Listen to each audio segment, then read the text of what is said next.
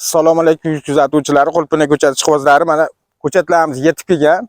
Mana 50 sotik plantatsiya qilyapmiz. Hozir mana italyansk qora shahzodan ekamiz.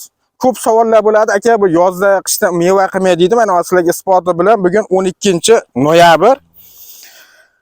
Mana kungi shamoldan keyingi holati bu. Mana mevalari, hattoki mana pishib turgan, sovurilgan mevalargacha bor.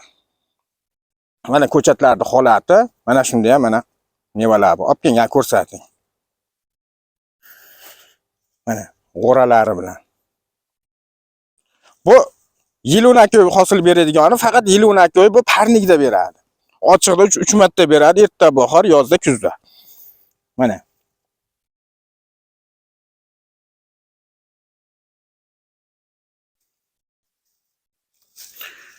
Hozir bu mana Yejavikaga plantatsiya tayyorlayapmiz mana tomonga.